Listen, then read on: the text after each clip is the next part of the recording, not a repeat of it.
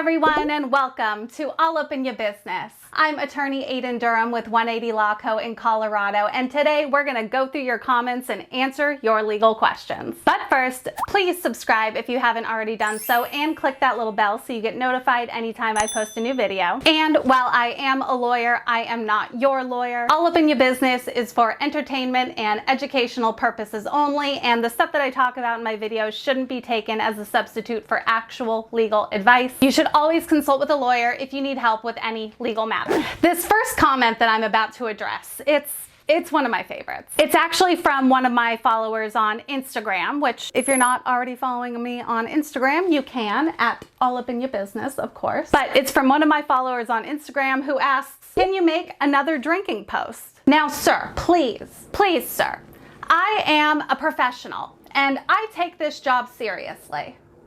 This isn't a drinking channel. We are here to talk about the law.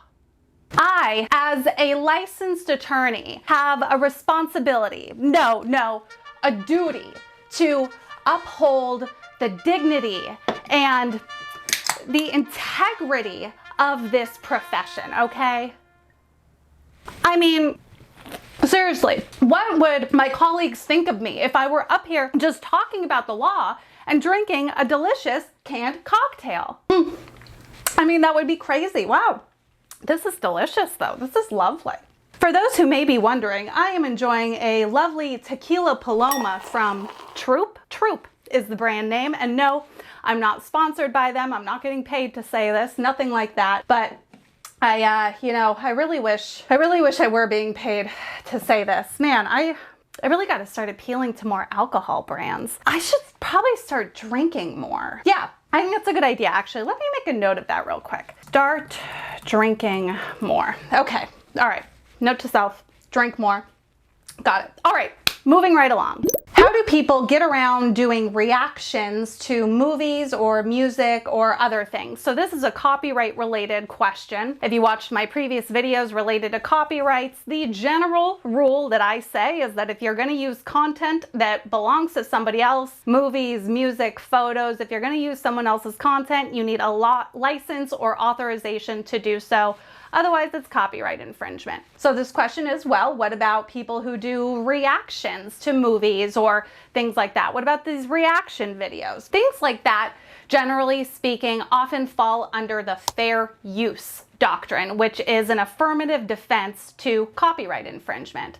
Basically, it's how we use copyrighted works of others without it being considered infringement under this fair use doctrine. And sometimes when we're doing fair use, that can include things like commentary or parody. And most of the time, these reaction videos or other videos where we see people reacting to or commenting on or otherwise using, let's say, a clip of a movie or something, these will often fall under fair use because we are making commentary or criticism or parody of the work that we're discussing. And so it's because it's considered fair use most of the time. Now, it's not always fair use just because we're doing a reaction video.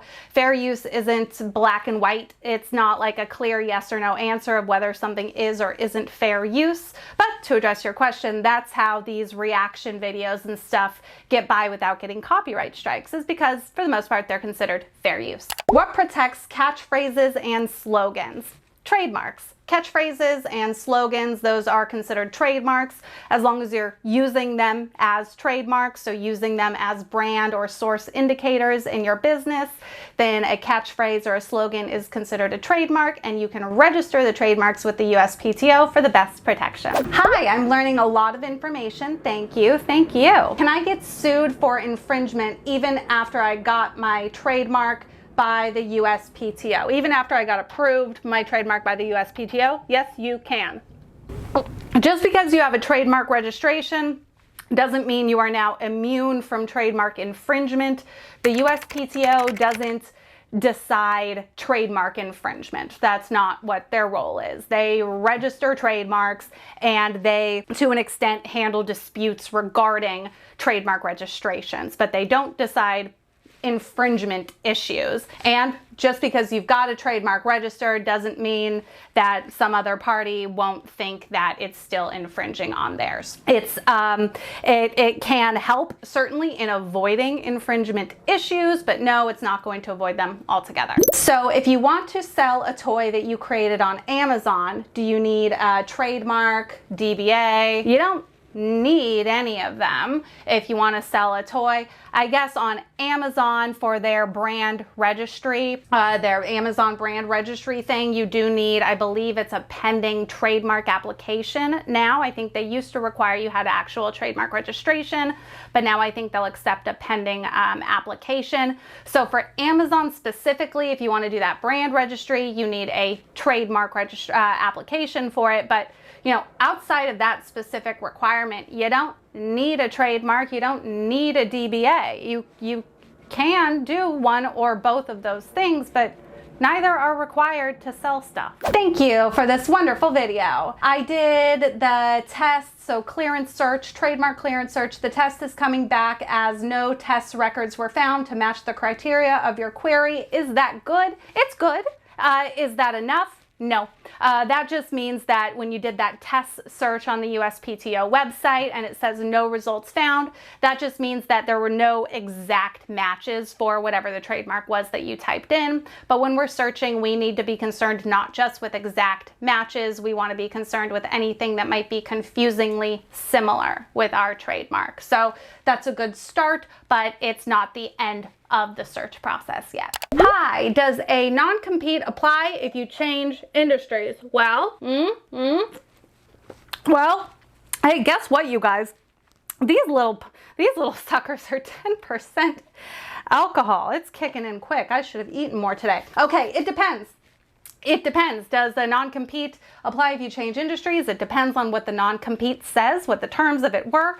Usually no, though. I wouldn't expect it to, because a non-compete, the purpose of a non-compete and restrictive covenants like non-competes, it's not just to prevent competition.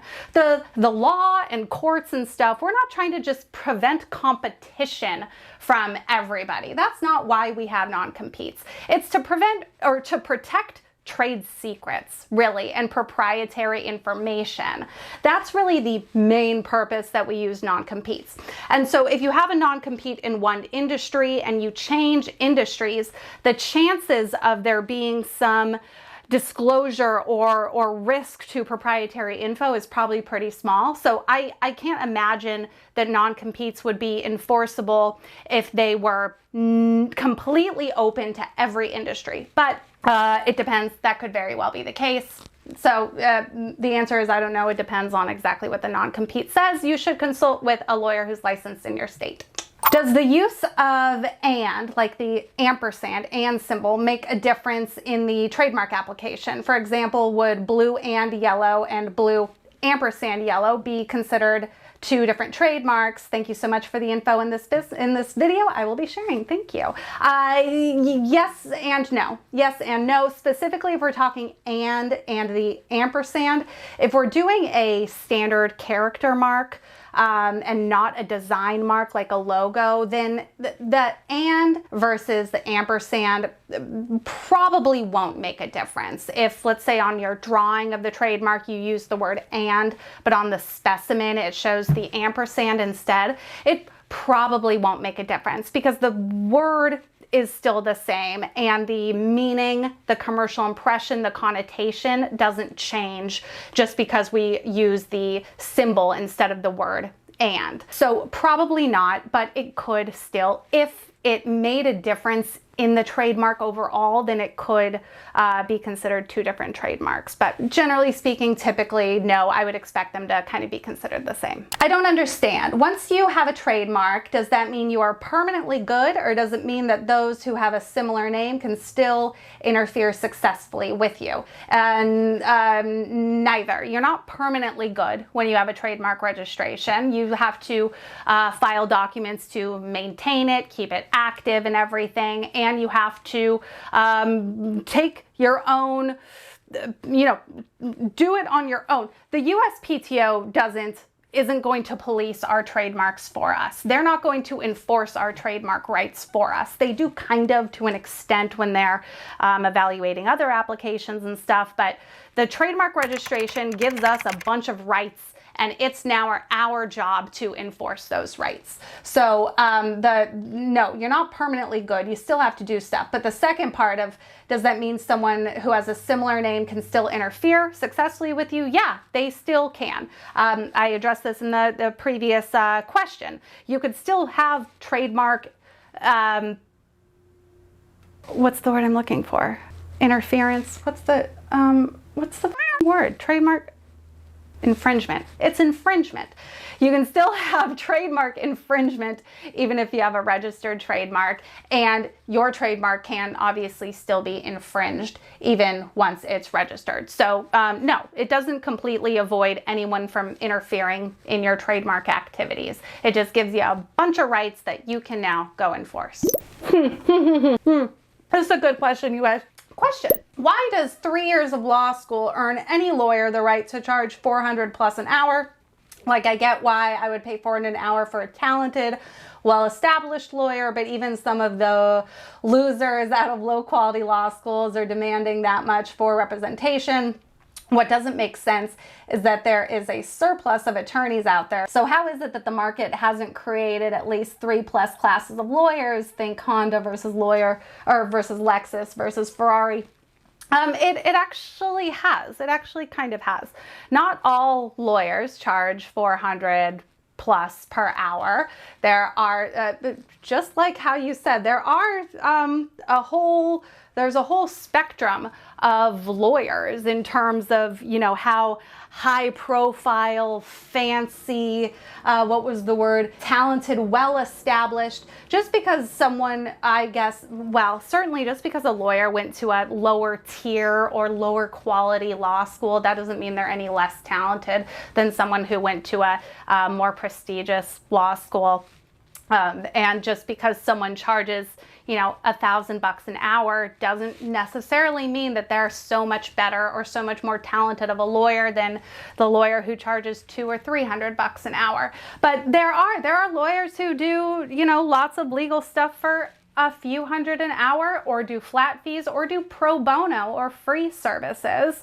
And then there are plenty that charge thousands and thousands. But why does 3 years of law school give us the right? It's not the 3 years of law school. It's the hundreds of thousands of dollars of student loan debt that gives us not the right, but the motivation to charge a heck of a lot of money, because we've got to pay those student loans.